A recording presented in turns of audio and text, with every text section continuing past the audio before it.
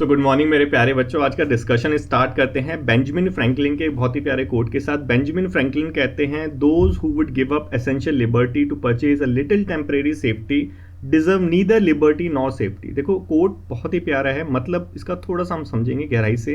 देखो, अगर short term की सेफ्टी के लिए लेट्स से किसी कंट्री पर अटैक वगैरह हो रहा है, तो शॉर्ट टर्म की सेफ्टी के लिए वो अपने सिटीजन्स के जो राइट्स हैं, फंडामेंटल राइट्स हैं, प्राइवेसी राइट्स हैं, उसके लिबर्टी वगैरह, ये सारी चीज़ कॉम्प्रोमाइज़ कर लेती है। तो बेंजामिन फ्रैंकलिन कहते हैं कि लॉन्ग टर्म में ना तो यहाँ पे सेफ्टी रहती है, ना यहाँ पे उसके पास जो राइट्स हैं वो रहते हैं। तो बहुत ही अच्छा कोट है। इसका एग्जाम्पल के थ्रू थोड़ा समझते हैं, ठीक है। एग्जाम्पल के थ्रू थोड़ा सा अच्छे से समझते हैं। लेट्स से किसी कंट्री के ऊपर टेररिज्म अटैक हो रहा है, इंडिया के ऊपर ही मान लो टेररिज्म अटैक हो रहे हैं, ठीक है। तो इंडिया ने क्या करा कि जो उसके सिटीजन्स हैं उनके प्राइवेसी राइट को कॉम्प्रोमाइज करके उन पर 24/7 सर्विलांस लगा दिया, ठीक है। 24/7 सर्विलांस लगा दिया कि आपकी जो कॉल रिकॉर्ड्स है, कहाँ जा रहे हो, किससे मिल रहे हो, हर एक सिटीजन का रिकॉर्ड होगा, ठीक है। तो लॉन्ग टर्म में, शॉर्ट टर्म में क्या होगा, शॉर्ट टर्म में टेररिज्म को कर्ब कर लिया जाएगा, बिल्कुल कर्ब कर लिया जाएगा। लेकिन लॉन्ग टर्म में क्या होगा कि गवर्नमेंट इस मेजर्स को ऑप्रेसिव वे में इसका अब्यूज करेगी। कैसे कि लेट से अगर कोई सिटीजन, क्योंकि हर सिटीजन का डेटा गवर्नमेंट के पास है, गवर्नमेंट हर सिटीजन को ट्रैक कर रही है कि क्या कौन सा सिटीजन क्या कर रहा है, तो गवर्नमेंट क्या करेगी, कोई सिटीजन उसके अगेंस्ट बोलता है तो क्या करेगी, उस पर टेररिज्म का एक्ट लगा के उसको जेल में डाल देगी, जो उसके अगेंस्ट बोलता है। गवर्नमेंट के अगेंस्ट बोलता है, देश के अगेंस्ट नहीं, देश के अगेंस्ट तो वैसे ही क्राइम है, लेकिन गवर्नमेंट के अगेंस्ट तो हम बोल सकते हैं ना, ये तो हमारा फ्रीडम, फंडामेंटल राइट है, स्पीच में आता है। लेकिन गवर्नमेंट क्या करेगी, हमारे राइट को कर्ब कर देगी। यही कुछ हुआ था कहाँ पे, हमारे इराक में, हमारे जो ईरान है वहाँ पे सद्दाम हुसैन का आपको इंसिडेंट याद होगा। वहाँ पे बेसिकली होता क्या था, उसने 24/7 सर्विलांस लगा रखा था। तो कंट्री में ना तो सिक्योरिटी थी, ना वहाँ पे राइट्स थे। आपने देखा था डिक्टेटरशिप बेसिकली आ जाती है जहाँ पे ये सारी चीज़ें होती हैं। तो यही कुछ मतलब है बेंजामिन फ्रैंकलिन का, और यही कुछ हो रहा है आजकल इंडिया के अंदर भी।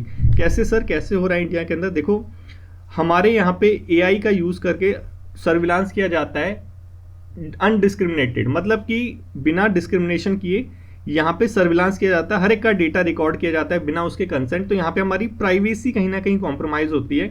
और अकॉर्डिंग टू बेंजामिन फ्रैंकलिन, अगर ऐसा होगा तो लॉन्ग टर्म में ना तो हमारे पास सेफ्टी रहेगी, ना हमारे पास जो हमारे राइट्स है वो रहेंगे। तो इसको डिस्कस करना तो बनता ही है। और ये हमारे सीएपीएफ एग्जाम के लिए, यूपीएससी का जो सीएपीएफ एग्जाम है हमारा, बहुत प्यारा एग्जाम है, अच्छा एग्जाम है। इसके अंदर जो पेपर 2 के अंदर एस्से राइटिंग आता है और आर्ग्यूमेंट राइटिंग आता है, दोनों के अंदर ये इंपॉर्टेंट है। अगर आपने नोट्स बना रखे हो, जैसे मैंने आपको बोला था कि हाफ पेज के नोट्स बनाना, तो इसके अंदर ये ऐड कर लेना, एआई के अंदर, एआई वाले में ये ऐड कर लेना, या प्राइवेसी का कुछ बना रखा हो तो उसके अंदर आज वाला जो डिस्कशन है ये थोड़ा सा ऐड कर लेना, ठीक है। तो डिस्कशन स्टार्ट करते हैं। देखो, आपको पता होगा कि हमारी इंडिया जो है, ठीक है, हमारी इंडिया ने प्लान करा है, क्या करा है कि हम इंडिया क्या करेगी, world largest facial recognition system को अब लॉ एनफोर्समेंट के लिए यूज करेगी, ठीक है। हमारी इंडिया बेसिकली क्या कर रही है, फेशियल रिकॉग्निशन सिस्टम क्या होता है पहले तो इसे समझो। देखो, जो हमारी टेक्नोलॉजी है इतनी एडवांस हो चुकी है कि भीड़ के अंदर आप कहीं जा रहे हो, ठीक है, भीड़ के अंदर आप कहीं जा रहे हो और कैमरे में अगर ये हमारे एफआरएस लगा रखा है, फेशियल रिकॉग्निशन सिस्टम लगा रखा है, जो कि एआई बेस्ड होता है, और आपका हमने डेटा डाल रखा है कि हमें इसे ट्रैक करना है, तो आपको ट्रैक कर लेगा। इसी को क्या कहते हैं, फेशियल रिकॉग्निशन सिस्टम, कि आपका फेस देख के जो सिस्टम है आपको रिकॉग्नाइज कर लेता है। अगर आप क्रिमिनल है तो आप पकड़े जाएंगे, तो हमारे लिए सेफ्टी मिल रही है यहाँ पे, तो ठीक है। तो एक चीज़ ये इंडिया डेवलप कर रहा है, इंडिया ने अनाउंस कर दिया करेगा ये, ठीक है। और आपको पता होगा कि हमारे रेलवे स्टेशन वगैरह हो गए, हमारी जो पुलिस होगी, वो भी जो एआई सर्विलांस सिस्टम है इसका बहुत ज़्यादा यूज़ करती है। किसके लिए, हमारी सिक्योरिटी के लिए, क्राइम पेट्रोलिंग के लिए, ठीक है। तो मतलब बेसिकली कहने का क्या है, कहने का ये है कि जो एआई है उसका यूज़ हो रहा है किसके लिए, हमारी सेफ्टी के लिए, हमारी सेफ्टी के लिए। हमारे रेलवे स्टेशन पे यूज़ हो रहा है, जैसे आप देख सकते हैं ना कि जैसे मैंने अभी आपको बताया कि कोई क्रिमिनल है उसको ट्रैक करना है, और हमारे जो रेलवे स्टेशन है वहाँ पे सीसीटीवी कैमराज लगे हुए हैं। तो सीसीटीवी कैमरा पे बैठ के तो देखेंगे नहीं, लेकिन एआई अगर हमने उसमें लगा दिया तो क्या होगा, वो ऑटोमेटिकली रिकॉग्नाइज कर लेगा। तो यही चीज़ यहाँ पे बताई गई है। और देखो यहाँ पे क्या हो रहा है, बेसिकली वो जो है, जो कैमरा है वो डेटाबेस कलेक्ट कर रहा है, वो डेटाबेस कलेक्ट कर रहा है, जितने भी चेहरे उसके सामने आते हैं उनका सबका एक डेटाबेस कलेक्ट हो रहा है धीरे धीरे, ठीक है। ये चीज़ यहाँ पे बताई गई है। तो देखो, इंडिया जो है अब प्लान भी कर रहा है कि 50 एआई बेस्ड जो सैटेलाइट्स है ये लॉन्च करेगा।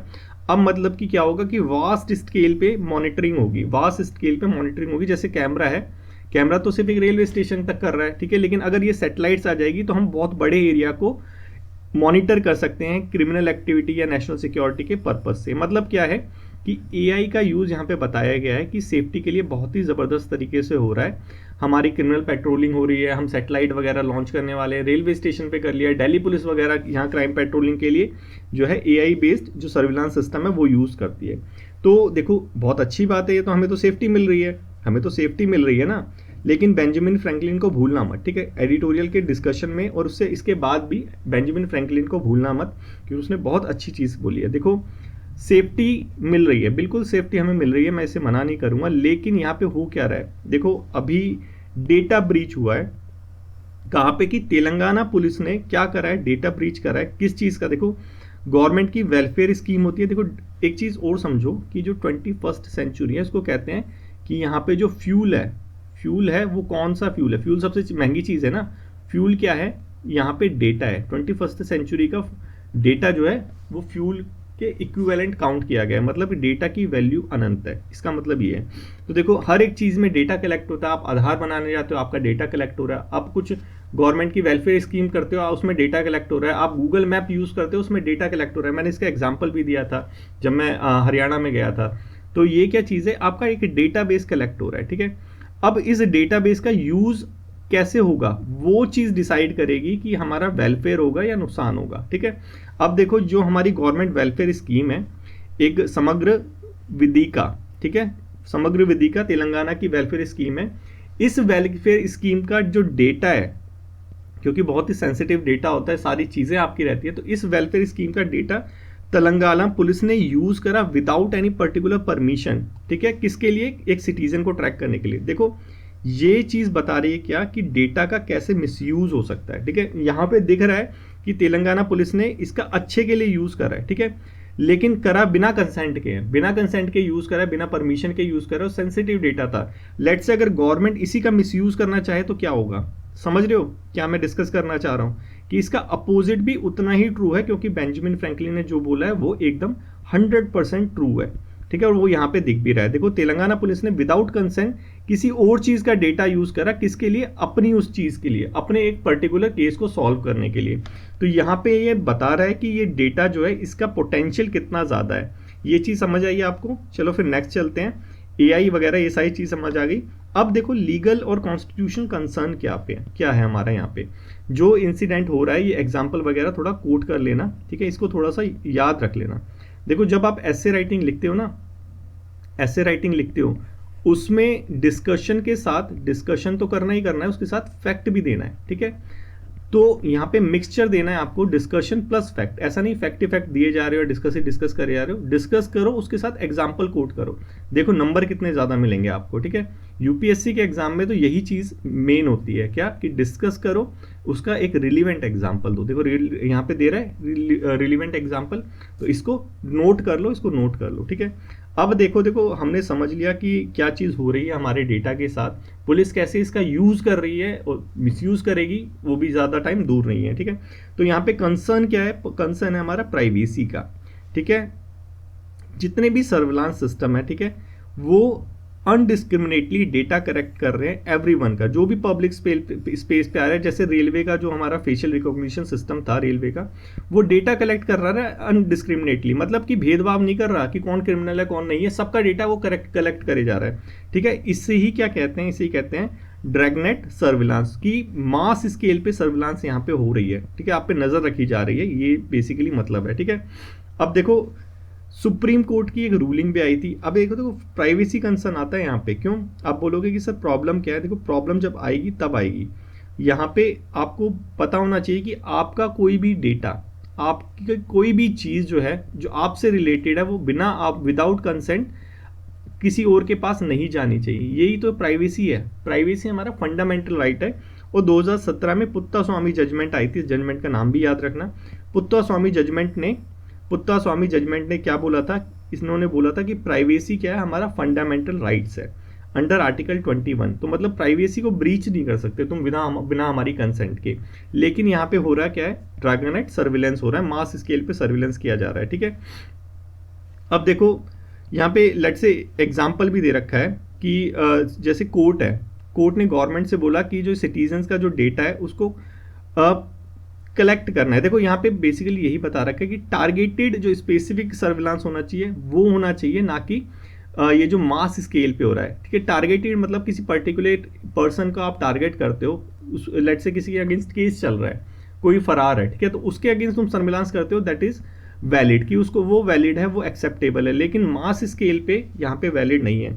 अभी प्रॉब्लम क्या है, एक एक्ट भी आया, देखो एक एक्ट आया हमारा digital personal data protection act. कौन सा एक्ट है? Digital personal data protection act. देखो इसके अंदर ऐसा सोचा गया था कि भाई ये प्राइवेसी वगैरह प्रोवाइड कराएगा। ऊपर ऊपर से देखने पे ये जो हमारा डीपीडीए एक्ट है, डीपीडीपीए एक्ट है, ये ऊपर से देखने में ऐसा लग रहा है भाई सर्विलांस ये जो है हमें प्राइवेसी प्रोवाइड करा रहा है, लेकिन इसके अंदर ब्रॉड स्केल पे एग्जाम्पशन दे रखे हैं।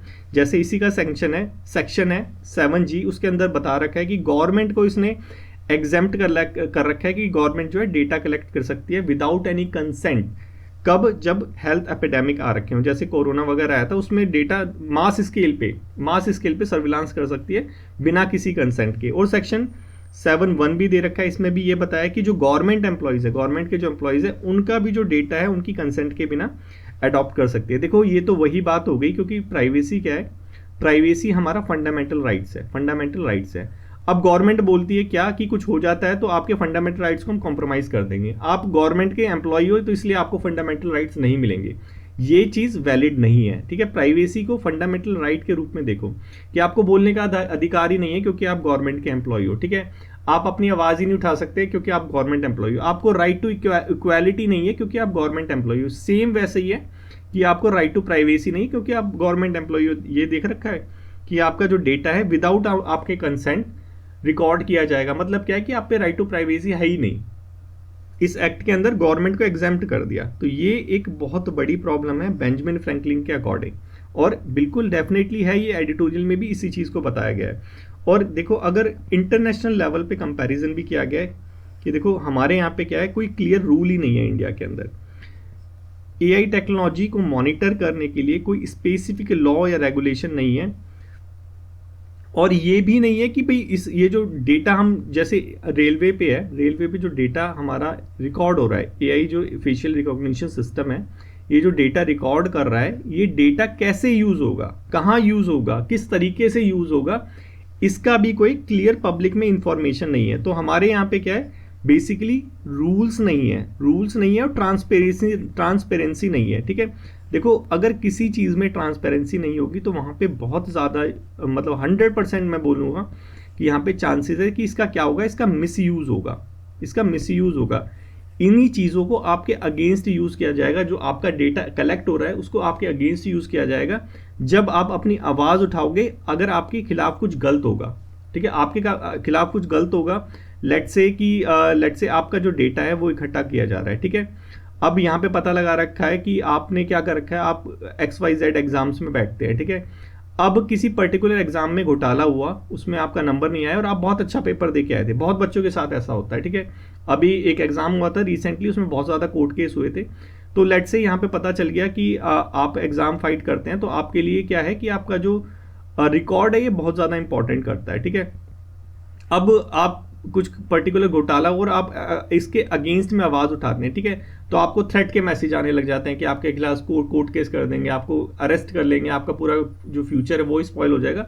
तो यहाँ पे क्या होगा कि जो आपकी आवाज़ है आप उसको कर्व कर लेंगे, आप उसको रोक लेंगे, और आपका जो राइट है, आपके साथ जो रॉन्ग हो रहा है उसको उसके अगेंस्ट बोलने का जो आपका राइट है वो कॉम्प्रोमाइज़ हो जाएगा और आप अपनी आवाज़ नहीं उठा पाएंगे और आपके साथ हमेशा गलत होता रहेगा, जो एक्चुअल में ये जो डेटा की प्राइवेसी है ये रोक सकती है। ठीक है, अगर डेटा की प्राइवेसी होगी तो कोई आपको रिकॉर्ड नहीं कर पाएगा, क्या चीज़ हो रही है क्या चीज़ नहीं हो रही, ये चीज़ नहीं हो पाएगी। तो ये चीज़ जो है मेजर कॉन्सिक्वेंसेज होते हैं, और बेंजामिन फ्रैंकलिन ने भी यही बोला था कि लॉन्ग टर्म में क्या होगा, कुछ नहीं रहेगा, ना तो प्राइवेसी रहेगी, ना तो आपके जो फंडामेंटल राइट्स है वो रहेंगे, ना तो जो हमारा सिक्योरिटी है वो रहेगा। ये चीज़ यहाँ पे बताई गई है। देखो साफ साफ दिख रहा है ये भी हमें कि अगर हमारे पास जो बेसिक हमारे राइट्स हैं प्राइवेसी, जो कि जजमेंट में डिक्लेयर हुआ है कि फंडामेंटल राइट्स, अगर वही नहीं प्रोवाइड कराएंगे तो और जो राइट है वो हमारे पास आएंगे कैसे? राइट टू इक्वालिटी कभी नहीं होगा, फ्रॉड हमारे साथ होता रहेगा, हम आवाज़ नहीं उठा पाएंगे, गवर्नमेंट के आवाज़ अगेंस्ट में आवाज़ उठाएंगे सीधा हम पे टेररिस्ट एक्ट लगा देगा, जेल में बंद कर देंगे, जो कि हमें न्यूज़पेपर में देखने को मिलता भी है। ठीक है, कॉन्ट्रास्ट यहाँ पे यूरोपियन यूनियन रेगुलेशन से देखने को मिलता है क्या? देखो वहाँ पे भी एआई एक्ट है, ऐसा नहीं है कि हमारे यहाँ पे ये एआई का सर्विलांस वहाँ पे भी होता है, वहाँ पे एआई एक्ट है और वहाँ पे बेसिकली क्या कर रखा है, वहाँ पे रिस्क लेवल में डिवाइड कर रखा है, जो एआई की एक्टिविटी है कैटेगराइज कर रखा है इसको रिस्क लेवल के बेस पे।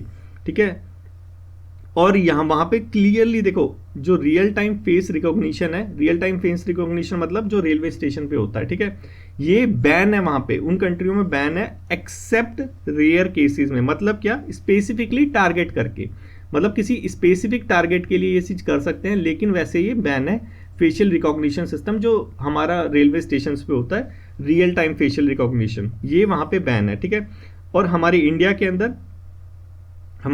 अंदर नहीं है, तभी तो होता है वहाँ पे। ठीक है, और मिस यूज़ हो रहा है तेलंगाना के अंदर, एग्जाम्पल देखने को मिलता है कि भाई गवर्नमेंट स्कीम का डेटा यूज़ कर रहे हैं वो सारे लोग।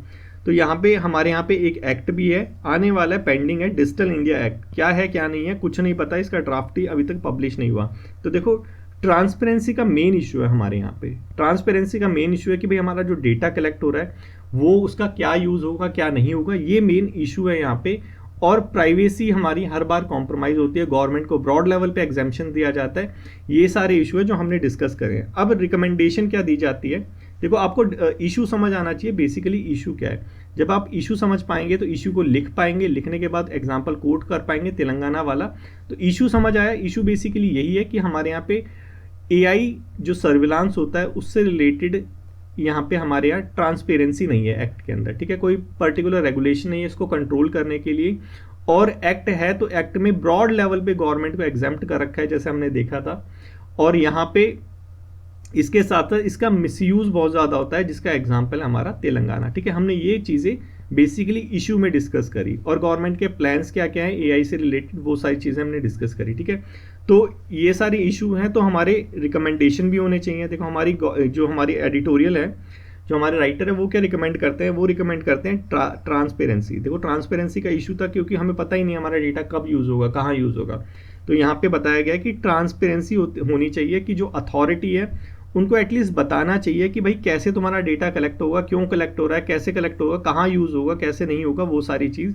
लेट्स से अगर दिल्ली पुलिस एग्जाम्पल दे रखा है, देखो एग्जाम्पल तो मेरा ही है ये, कि जैसे दिल्ली पुलिस है वो आपका फेशियल रिकॉग्निशन कैमरे का यूज़ कर रही है। ठीक है, हर एक डेटा का यूज़ कर रही है, ड्रोन का यूज़ कर रही है। आपको पता है कि जब हाई पॉल्यूशन हो जाता है, कोरोना के टाइम पे ड्रोन का कितना यूज़ करा था सर्विलांस के लिए, कि लोग बाहर निकल रहे हैं नहीं निकल रहे। ये तो टेम्परेरी सेफ्टी मेजर था, लेकिन लॉन्ग टर्म में इसी को कंटिन्यू करते हुए आपको ट्रैक किया जाए कि आप कहाँ जा रहे हैं कहाँ नहीं जा रहे हैं, वो सारी चीज़ें कर रहे हैं नहीं कर रहे। अगर आप एंटी गवर्नमेंट है, एंटी इंडियन नहीं बोल रहा हूँ, एंटी गवर्नमेंट है, कि जो एक्टिविस्ट जो होते हैं, एनजीओ वाले जो होते हैं, एक्टिविस्ट जो होते हैं, सिविल सोसाइटी वाले जो होते हैं, इनके ऊपर सर्विलांस अगर ऐसे रखी जाए तो इनकी जो गतिविधियाँ वो ये कहीं ना कहीं रुक जाएगी। और ये जो लोग हैं इनका बहुत इंपॉर्टेंट रोल होता है, एनजीओ हो गए, ये सिविल सोसाइटी वाले हो गए, जजेस हो गए, ठीक है, इनका बहुत इंपॉर्टेंट रोल होता है हमारी डेमोक्रेसी को इस्टेब्लिश करने में, जो कॉन्स्टिट्यूशन राइट है उसको देने में।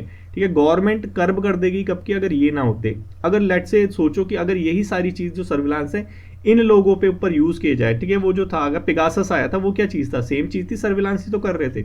अगर वो इनके ऊपर यूज़ किया जाए तो ये इनकी आवाज़ को दबाया जा सकता है। ठीक है, इनकी आवाज़ दब गई तो हमारी डेमोक्रेसी दब गई। ठीक है, ये चीज़ जो ब्रॉड लेवल का इशू है ये समझना चाहिए। तो यहाँ पे यही बताया भाई ट्रांसपेरेंसी लाओ पहले, तो इसके ऊपर बताया जुडिशियल ओवरसाइट होनी चाहिए। ऐसा नहीं है कि भाई कोई भी जो जिसका मन कर रहा है वो डेटा को देख रहा है, जैसे तेलंगाना पुलिस हो गया।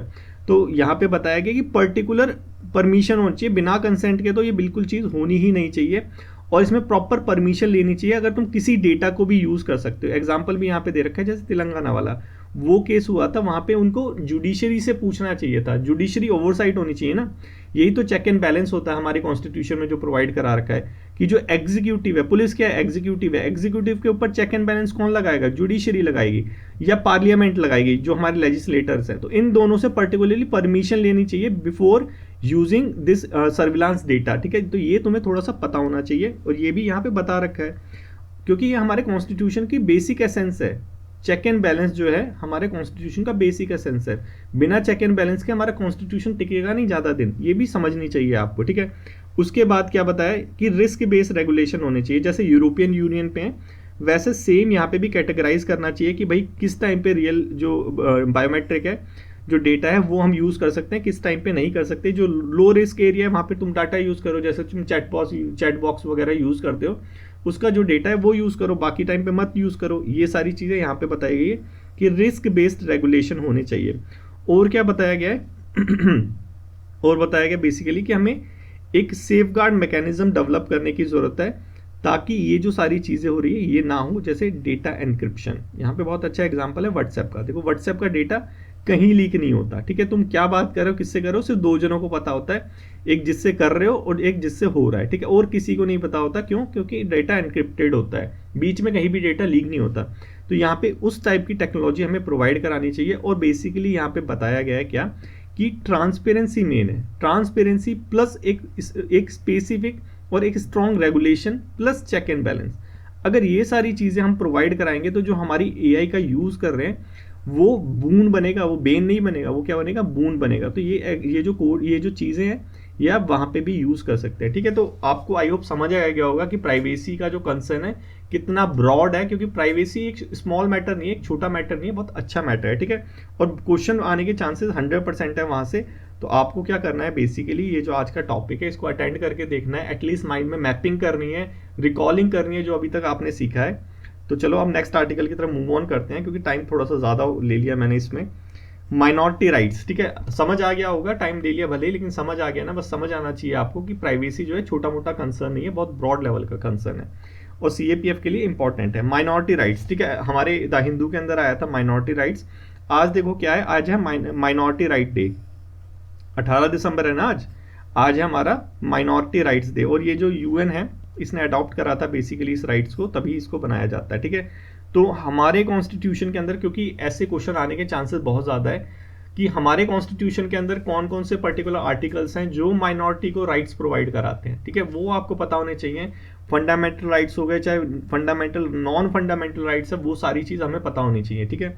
तो चलो डेफिनेशन से स्टार्ट करते हैं। और सबसे जो शॉकिंग चीज़ है वो है क्या कि हमारे कॉन्स्टिट्यूशन ने प्रोवाइड ही नहीं करा रखा कि जो माइनॉरिटी है वो क्या चीज़ है, ठीक है। मतलब हमारे कॉन्स्टिट्यूशन में कोई भी क्लियरली डिफाइंड डेफिनेशन ही नहीं है माइनॉरिटी की, ठीक है। इसको थोड़ा सा याद करना, सुप्रीम कोर्ट वगैरह ने स्टेट लेवल पे इंटरप्रेट करके प्रोवाइड करा दी, ठीक है। ये हो गया। जैसे लेट्स से एग्जांपल ले लो कि हिंदूज जो हैं ये भी माइनॉरिटी है। कहाँ पे माइनॉरिटी है? जैसे पंजाब हो गया, नॉर्थ ईस्ट हो गया, यहाँ पे ये माइनॉरिटीज आते हैं, तो इनको माइनॉरिटीज राइट मिलना चाहिए वहाँ पे, क्योंकि माइनॉरिटी है, ठीक है।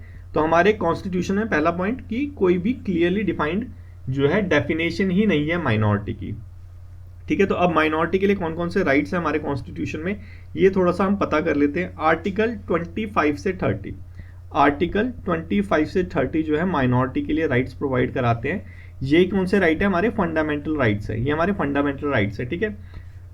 कौन कौन से राइट आते हैं? देखो आर्टिकल 25 में आता है right to freedom of religion, कि आप जो है अपना जो रिलीजन है उसको फ्रीली प्रोफेस कर सकते हैं, प्रैक्टिस कर सकते हैं, प्रोपोगेट कर सकते हैं, ये है 25। आर्टिकल 26 है, आर्टिकल 26 है आपके रिलीजियस इंस्टीट्यूशन से रिलेटेड क्या कि आप जो है अपने राइट को जो हमारा एस्टेब्लिश कर सकते हैं, मेंटेन कर सकते हैं और मैनेज कर सकते हैं जो भी रिलीजियस इंस्टीट्यूशंस है, ठीक है। रिलीजियस से ये पर्टिकुलर राइट्स है, ठीक है। 27 पे है टैक्सेशन राइट, कि भाई जो कोई भी रिलीजन है उसको हम टैक्स नहीं कर सकते डिस्क्रिमिनेटली, कि एक रिलीजन पे टैक्स लगाया दूसरे पे नहीं लगाया, ये चीज़ हम नहीं कर सकते। और किसी को हम फोर्स भी नहीं कर सकते कि भाई तुम टैक्स पे करो रिलीजन पर्पस से। जजिया जो कर होता था जैसे पहले लगता था, वो चीज़ अब नहीं लगती, ये 27 बताता है, ठीक है। देखो यहाँ पे रिलेट भी करना कि पुरानी चीज़ों नई चीज़ें कैसे, जो जजिया कर लगता था मुगल टाइम में वो क्या था, रिलीजियस टैक्स था ना, लेकिन हमारा जो आर्टिकल 27 है वो कहीं ना कहीं इसको एलिमिनेट करता है नहीं करता है, बिल्कुल करता है। तो 27 जजिया से रिलेटेड है। Article 28 right to religious instruction in school, देखो यहाँ पे बताया गया कि गवर्नमेंट फंडेड जितने भी हैं या फिर गवर्नमेंट से जितने भी सहायता वगैरह लेते हैं वहाँ पे जो है रिलीजियस जो नॉलेज है वो प्रोवाइड नहीं करा, रिलीजियस इंस्ट्रक्शन प्रोवाइड नहीं कराई जाएगी, नॉलेज प्रोवाइड करा सकते हैं, ठीक है। देखो किसी रिलीजन के बारे में नॉलेज देना अलग चीज़ है, और उससे रिलेटेड इंस्ट्रक्शन देना कि भाई ऐसे पूजा करनी है, ऐसे नहीं करनी, चलो गायत्री ये चीज़ करो, वो चीज़ करो, वो चीज़ अलग है, ठीक है। अब आप बोलोगे कि सर ये जो है कई कई इंस्टीट्यूट्स हैं जो वो जो प्राइवेट इंस्टीट्यूट जो है स्कूल्स बेसिकली वो गायत्री मंत्र पढ़वाते हैं, जो हमारे सिख के स्कूल है वो हमारा अरदास वगैरह करवाते हैं। देखो प्राइवेट इंस्टीट्यूट करवा सकते हैं, ठीक है, पढ़ोगे ना थोड़ा राइट्स वगैरह, फंडामेंटल राइट्स, तो वहाँ पे तुम्हें समझ आ जाएगा, ठीक है। लेकिन उसको अटेंड करना कंपलसरी नहीं है। प्राइवेट स्कूल स्कूल जो है उसको अटेंड करना कंपलसरी नहीं है, ये हमारे कॉन्स्टिट्यूशन ने दे रखा है, इसको थोड़ा सा याद रखना, ठीक है। आर्टिकल 29 में क्या दे रखा है? आर्टिकल 29 में देखा है right to conserve distinct language, script और कल्चर, ठीक है, ये चीज दे रखी है। आर्टिकल 30 में क्या दे रखा है? रिलीजियस और लिंग्विस्टिक माइनॉरिटी से रिलेटेड। मतलब आर्टिकल 29 जो है वहां पे क्लियरली मेंशन नहीं है कि कौन सी माइनॉरिटी है, वहां पे बोल रखा है कि डिस्टिंक्ट लैंग्वेज किसी की है, स्क्रिप्ट है, कल्चर, तो उसको वो प्रिजर्व कर सकता है, चाहे वो माइनॉरिटी हो चाहे वो मेजॉरिटी हो, ठीक है। ये यहाँ पे समझ आ गया। ये है हमारा 25 से 30। थोड़ा थोड़ा पता होना चाहिए, थोड़ा थोड़ा आइडिया होना चाहिए, ठीक है। ऐसे नहीं मैं बोल रहा कि एकदम आप रट लो इन सब चीज़ों को, लेकिन आपको पता होना चाहिए कि कौन से आर्टिकल में कौन सी चीज़ें हैं। ये देखो यहाँ तक तो सबको पता होता है, यहाँ तक तो सबको पता है, क्योंकि हमारा लक्ष्मीकांत है, ये तो क्लियरली सीरियल वाइज प्रोवाइड कराता है, तो यहाँ तक सबको रहता है। लेकिन जहाँ पे हम खो जाते हैं वो है ये वाली चीज़, आर्टिकल 350A, आर्टिकल 350B। देखो इसके अंदर क्या प्रोवाइड करा रखा है, ये भी माइनॉरिटी राइट से रिलेटेड है, ठीक है। एक ऑप्शन आएगा तो टिक कर देना।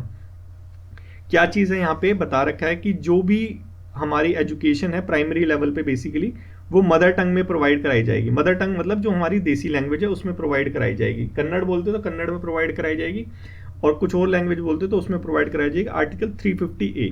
आर्टिकल 350B में क्या बोला है कि एक स्पेशल ऑफिसर होगा लिंग्विस्टिक माइनॉरिटी, इनके राइट्स को प्रोटेक्ट करने के लिए, ठीक है। तो ये सारे राइट्स किससे रिलेटेड है? आर्टिकल्स, ये आर्टिकल्स रिलेटेड है किससे? माइनॉरिटी राइट से, माइनॉरिटी राइट से रिलेटेड है, ठीक है। टिक कर देना आए तो बेझिझक। अब कुछ जुडिशियल इंटरप्रिटेशन, ठीक है, जुडिशियल इंटरप्रिटेशन भी पता होनी चाहिए कि कौन सी जुडिशरी ने कौन सा इंटरप्रिटेट किया था, किससे रिलेटेड। क्वेश्चन आते हैं ऐसे हमारे पेपर 1 के अंदर, प्रीवियस ईयर देख लेना, समझ आ जाएगा, ठीक है। तो देखो केशवानंदा भारती केस के अंदर, केशवानंदा भारती केस के अंदर जो माइनॉरिटी राइट्स है उसको बेसिक स्ट्रक्चर में इंक्लूड करा था कि भाई माइनॉरिटी राइट्स है, फंडामेंटल राइट्स है, वैसे बेसिक स्ट्रक्चर में आते हैं, थोड़ा सा दिमाग लगा लो। सेंट जेवियर वाला कुछ हुआ था, उसमें equality between minority and majority community करा था। अलीगढ़ मुस्लिम यूनिवर्सिटी आया था, उसमें भी आर्टिकल 30 को जो है ये फैसेट बोला था, इक्वालिटी और नॉन डिस्क्रिमिनेशन। मतलब ये जो तीनों चीजें हैं ये किससे रिलेटेड है? माइनॉरिटी राइट से रिलेटेड है। बस इतना सा याद रखो, और क्या याद रखना है, ठीक है। एक्ट वगैरह, आर्टिकल वगैरह और हमारे जो जजमेंट्स है, ये 3 याद रखो कि ये सारी रिलेटेड किससे? माइनॉरिटी राइट्स से। अब ये क्वेश्चन अटेम्प्ट करो, अगर समझ आया होगा तो इस क्वेश्चन का आंसर कर लोगे। क्वेश्चन नंबर 1 है, ठीक है। इस क्वेश्चन को आंसर करो, कमेंट करो, ठीक है। देखो जब क्वेश्चन अटेम्प्ट करते हो, ठीक है, लेट्स से तुमने यहाँ तक डिस्कशन देख लिया, ठीक है, मैंने बोला क्वेश्चन को अटेम्प्ट करो, तो यही वीडियो को पॉज कर दो, अब क्वेश्चन को पढ़ो, क्वेश्चन को पढ़ने के बाद इसको अटेम्प्ट करो और कमेंट में कमेंट करो, ठीक है। उसके बाद ऐसा नहीं है कि तुमने यहाँ पे देखा अब तुम्हें समझ नहीं आ रहा यार कि ये सेकंड स्टेटमेंट था, सही था, गलत था, याद नहीं आ रहा, थोड़ा सा माइंड पे जोर दो, थोड़ा सा माइंड पे जोर दो, क्यों? रिकॉलिंग पावर बढ़ेगी ना इससे, क्योंकि जब रिकॉल करते हो तो माइंड को प्रेशर जाता है। जब माइंड को प्रेशर जाता है तो माइंड कहता है छोड़ यार, क्या तो रिकॉल करना है, दोबारा से रिवाइज कर ले। और रिवाइज करने से चीजें स्ट्रांग नहीं होती, चीजें स्ट्रांग होती है कब? रिकॉल करने से। तो बिना देखे रिकॉल करो, नहीं समझ आ रहा तो जो तुम्हें समझ आ रहा है वो आंसर टिक करो, ठीक है, क्योंकि पेपर में ऐसा ही होगा, तो पेपर की प्रैक्टिस करनी है ना हमें तो बेसिकली। तो यहाँ पे वो चीज रिकॉल करो जो तुम्हें समझ आ रहा है आंसर है, वो यहाँ पे लेट से बी आ रहा है, सी आ रहा है, डी आ रहा है, जो भी तुम्हें समझ आ रहा है उसको यहाँ कमेंट बॉक्स में कमेंट करो। उसके बाद कमेंट करने के बाद फिर दोबारा देखो कि सही है गलत है, ठीक है। ये चीज करना, ये चीज करोगे तो बेनिफिट होगा, ठीक है। चलो नेक्स्ट आर्टिकल की तरफ मूव ऑन करते हैं। किसान कवच, देखो सुरक्षा कवच और वो जो रेलवे का हमारा जो कवच है वो सारे तो चलते रहते हैं, एक नया कवच और लेके आई गवर्नमेंट, किसान कवच। क्या चीज़ है बेसिकली? देखो पेस्टिसाइड वगैरह से जो है हमारे किसानों की डेथ होती रहती है। कैसे कि छिड़कने जाते हैं, मुंह पे कपड़ा ढक लेते हैं, सोचते हैं यही हमारा जो है मास्क का काम करेगा, कपड़े के अंदर से जाता है पेस्टिसाइड अंदर और वो अंदर जाके खत्म, ठीक है। ये चीज़ हो रही है, तो गवर्नमेंट अब थोड़ा सा वरी तो करेगी, भाई किसान की डेथ हो रही है तो यहाँ पे पेस्टिसाइड्स के लिए एंटी पेस्टिसाइड एक सूट लेके आई है किसान कवच के नाम से। कौन सा डिपार्टमेंट है? Department of biotechnology, department of DBT, biotechnology, DRDO वगैरह नहीं, इसरो वगैरह नहीं, डिपार्टमेंट ऑफ बायोटेक्नोलॉजी लेके आई है, ठीक है। अब थोड़ा सा देख लेते हैं इन्फॉर्मेशन इसके बारे में, यही सारी चीज़ डिपार्टमेंट ऑफ बायोटेक्नोलॉजी वगैरह लेके आई है। प्रोटेक्शन फीचर क्या है, बेसिकली देखो ट्राउजर वगैरह पूरा कवर करेगी, फेस कवर भी है इसके अंदर। किससे बनाई है, ऑक्सिम फैब्रिक से। किससे बनाई है, ऑक्सिम फैब्रिक से, ठीक है। की पॉइंट्स को थोड़ा सा रिमेंबर याद रखना, ऑक्सिम फैब्रिक से बना है, ठीक है। हेल्थ कंसर्न क्या है, देखो कॉमनली जो पेस्टिसाइड से हेल्थ कंसर्न क्या है, न्यूरोटॉक्सिन्स होते हैं, हमारे न्यूरॉन्स हैं जो नर्व सिस्टम है उसको हार्म पहुंचाते हैं और हमारी वो हो जाती है, डेथ हो जाती है, ठीक है। तो किसान कवच ऐसा नहीं है फ्री में नहीं प्रोवाइड करा रही, फ्री में नहीं है प्रोवाइड, ये है 4,000 रुपए का, 4,000 रुपए का किसान कवच प्रोवाइड करा रही है, ठीक है। फ्री में नहीं प्रोवाइड करा रही, ये चीज़ थोड़ा सा याद रखना, ऐसी स्टेटमेंट आ जाती है कई कबार, ठीक है। किस फैब्रिक से बना है क्या नहीं है, ठीक है। अब ये तो होगी डायरेक्ट इन्फॉर्मेशन, ये है डायरेक्ट इन्फॉर्मेशन, ठीक है। क्वेश्चन डायरेक्ट इन्फॉर्मेशन से आने के चांसेस बहुत कम होते हैं, हमने वैसे ही जो कल हमारी आरी सीरीज है, रिवर्स इंजीनियरिंग सीरीज है, उसमें देख ही लिया था, ठीक है। क्वेश्चन कहाँ से आते हैं, इनडायरेक्टली पूछती है हमारी जो है यूपीएससी, हमारी यूपीएससी इनडायरेक्टली क्वेश्चन पूछती है, ये तो डायरेक्ट एकदम डायरेक्ट चीज थी, ठीक है। इनडायरेक्टली क्या है भाई, पेस्टिसाइड से रिलेटेड क्वेश्चन आने के चांस है तो थोड़ा हमारे यहाँ पे हार्मफुल पेस्टिसाइड्स हैं उनका थोड़ा देख लेते हैं, ठीक है। ऑर्गन क्लोरीन की कौन कौन से पेस्टिसाइड्स होते हैं, डीडीटी। देखो जो डीडीटी है हमारी इंडिया में बैन है, 100% बैन है नहीं, 100% बैन नहीं है, फार्मिंग में बैन है कि हम एग्रीकल्चर सेक्टर में हमारी डीडीटी का यूज नहीं कर सकते, लेकिन मॉस्क्यूटो मच्छर वगैरह हो गए, जो मलेरिया वगैरह के मच्छर होते हैं उनको मारने के लिए हम डीडीटी का ही यूज करते हैं, ठीक है। ये चीज हो गई। दूसरी क्या है, लिंडेन, ये दोनों चीज क्या है, ऑर्गेनोक्लोरीन, ठीक है। नेक्स्ट है ऑर्गन फोस्फेट, इसमें क्या आता है, इसमें आता है मेलाथियोन और इसमें आता है क्लोरोफायरोसिस, ठीक है। जो जो इंपॉर्टेंट है वो मैं थोड़ा बता दूंगा, देखो क्योंकि सारे नाम याद रखना तो वैसे ही बहुत टफ है, क्योंकि यही नाम याद होंगे, क्योंकि इसका जो होता है कॉस्ट बेनिफिट रेशियो हमेशा हमेशा देखना पड़ता है कि अगर लेट्स से अगर तुम किसी टॉपिक पे 1 घंटा दे रहे हो तो उस 1 घंटे से कितने क्वेश्चन आने के चांसेस है, ये थोड़ा सा देखना पड़ता है। ऐसा नहीं है कि तुम बुक पढ़ रहे हो 1000 पेज की बुक पढ़ने के बाद वहां से क्वेश्चन आ रहे हैं 2, ठीक है, टाइम ऑफ वेस्ट है, मत पढ़ो, छोड़ दो उसको, एकदम छोड़ दो उसको। अगर 1000 पेज की बुक पढ़ने से तुम 2 क्वेश्चन सॉल्व कर पा रहे हो तो तुम सोच के देखो कि 100 क्वेश्चन सॉल्व करने के लिए तो तुम्हें भैया पूरा 10,000 या वो पढ़नी पड़ेगी, तुम 2 या 3 साल में कंप्लीट नहीं कर पाओगे सिलेबस। तो ये चीज़ नहीं, कॉस्ट एंड बेनिफिट एनालिसिस करा करो हमेशा, ठीक है, कि कितनी चीज़ पढ़ने से कितने क्वेश्चन सॉल्व हो जाएंगे, ठीक है। एनसीईआरटी पढ़ोगे तो मैक्सिमम क्वेश्चन सॉल्व पड़ जाएंगे, तो एनसीईआरटी पढ़ो सबसे पहले। देखो ये रिवर्स इंजीनियरिंग में यही तो कर रहे हैं हम, रिवर्स इंजीनियरिंग जो हमारी सीरीज है उसमें यही तो चीज़ कर रहे हैं हम, कि भाई किस चीज़ को पढ़ने से क्या चीज़ हमें क्या बेनिफिट मिलेगा, जहां पे ज्यादा बेनिफिट मिलेगा पहले उसे कवर करो, उसे 10 बार कवर करो, ठीक है। वहां से कोई क्वेश्चन आ जाए वो ना छूटे, उसके बाद अगर तुम पे टाइम बचता है तो ये जो फालतू चीजें हैं वो पढ़ते रहो, जहां से एक आधे क्वेश्चन आते हैं। एक क्वेश्चन के लिए तुम पूरी बुक पढ़ो, ये कोई समझदारी की चीज नहीं, ये बेवकूफी है, ठीक है। तो यही चीज हम क्या कर रहे हैं, अपनी रिवर्स इंजीनियरिंग जो सीरीज है यूट्यूब पे उसमें कर रहे हैं, ठीक है।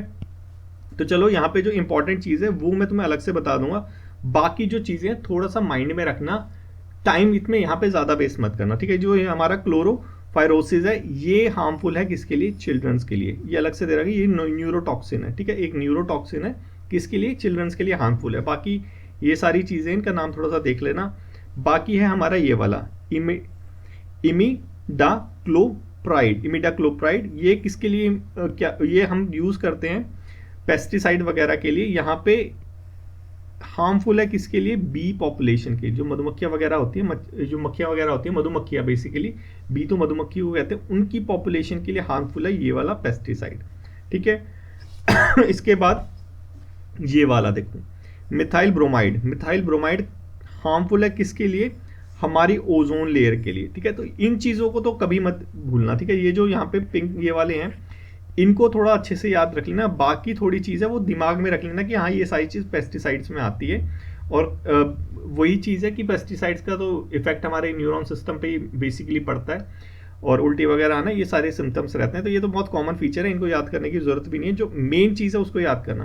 क्वेश्चन नंबर 2 आंसर करो इसको, ठीक है।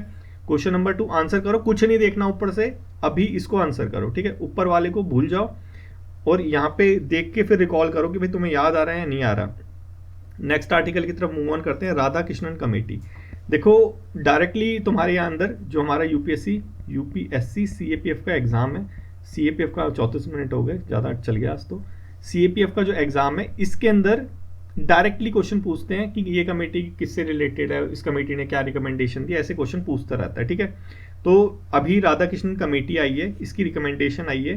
राधाकृष्णन थे कौन, इसरो के चेयरमैन थे, एक्स चेयरमैन थे, फॉर्मर चेयरमैन थे। इन्होंने रिकमेंडेशन दी है जो हमारी नेशनल टेस्टिंग एजेंसी है उसके ऊपर। अभी तुम्हें पता है कि भैया इतने सारे प्रोटेस्ट वगैरह हो रहे हैं एनटीए के अगेंस्ट में, कि यहाँ पे घोटाले हो रहे हैं, नॉर्मलाइजेशन हो रहा है, ये प्रॉब्लम वो प्रॉब्लम, 10 तरह की प्रॉब्लम आ रही है। तो कमेटी, एक हाई लेवल की कमेटी एस्टेब्लिश की गई, उसने अभी रिकमेंडेशन दिया। तो थोड़ा सा देख लेते हैं क्या क्या रिकमेंडेशन है, ठीक है। तो रिकमेंडेशन दिया क्या कि जो एनटीए को रिस्ट्रक्चर करने की जरूरत है 2025 के अंदर, ठीक है। अब बोला क्या है कि ये सिर्फ एंट्रेंस एग्जाम कंडक्ट कराएगी, जो अभी ये जो रिक्रूटमेंट एग्जाम हो रहे थे ना, इसको डिसकंटिन्यू करेगी। ये कमेटी ने रिकमेंडेशन दी और ये 2025 में होगा कि सिर्फ एंट्रेंस एग्जाम कंडक्ट कराएगी, ना कि रिक्रूटमेंट।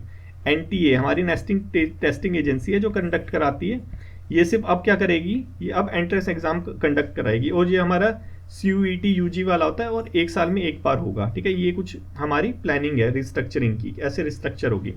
क्या क्या रिकमेंडेशन दिए, रिकमेंडेशन दिए कि डिजिटल एग्जाम सिस्टम करना है, कि डिजिटलाइज तरीके से एग्जाम लेंगे जैसे डिजी यात्रा वगैरह है। और यहाँ पे एक लीडरशिप ह्यूमन रिसोर्सेज कर जाएंगे, 3 लोगों की एक सब कमेटी बनाई जाएगी जो यहाँ पे ऑडिट करेगी, एथिक्स वगैरह, ट्रांसपेरेंसी वगैरह, वो सारी चीज़ें देखेगी। डायरेक्टर जनरल अपॉइंट किया जाएगा, किसके लिए, एनटीए के लिए, एडिशनल सेक्रेटरी के इक्विवेलेंट होना चाहिए। पॉलिसी इंटरवेंशंस कुछ बताई गई है कि मल्टीपल सेशन होने चाहिए टेस्टिंग के, नॉर्मलाइजेशन जो मेथड है इसको प्रॉपरली कम्युनिकेट करना चाहिए बच्चों के साथ कि भाई नॉर्मलाइजेशन करेंगे कैसे। बच्चे लोग इतने ज़्यादा ITI लगाते हैं, क्यों, क्योंकि पता नहीं होता भाई हो क्या रहा है, ठीक है। इतनी ज़्यादा ओपेकनेस है हमारे सिस्टम के अंदर कि हमारा सिस्टम वैसे ही जो है काम नहीं करता, ठीक है। देखो एक तो वैसे ही हमारा सिस्टम बहुत ढीला है, ब्यूरोक्रेसी और रेड टेपिज्म इतनी ज़्यादा है, उसके बाद ओपेकनेस इतनी है, ट्रांसपेरेंसी नहीं है, पता नहीं होता भाई लिस्ट में हो क्या रहा है। कि बच्चे का रैंक होता है 200, ठीक है, 210 का सिलेक्शन हो गया, अब 210 के बाद ज्वाइनिंग लेटर ही नहीं आया, ठीक है।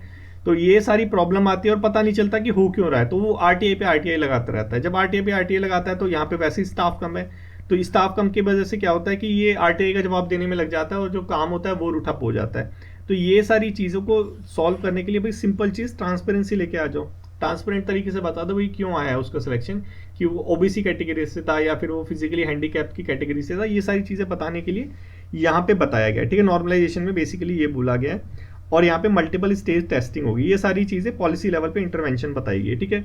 अब आपके लिए ये है हमारा क्वेश्चन नंबर 3। क्वेश्चन नंबर 3 इसका थोड़ा सा बच्चों आंसर करो, ठीक है। ऊपर मत देखो, ऊपर मत देखो, चीटिंग नहीं, चीटिंग नहीं, ये आंसर करो, ठीक है। रिकॉलिंग करो, रिकॉलिंग रिकॉलिंग रिकॉलिंग, माइंड का पता चलेगा तुम्हारा माइंड कितना पावरफुल है। जब रिकॉलिंग करते हैं ना तो एफर्ट लगता है माइंड में, इसलिए हमेशा माइंड हमारा बोलता है कि बाद में कर लेंगे यार, बाद में कर लेंगे। रिवाइज अभी करवा लो, रीडिंग अभी करवा लो, क्या पढ़ना है अभी बता दो, अभी पढ़ लेंगे। लेकिन सोच के उसको बैठ के सोचना, रिकॉल करना, ये बोलता है कि नहीं ये नहीं बाद में करेंगे, क्यों, एफर्ट लगता है इन सब चीज़ों में।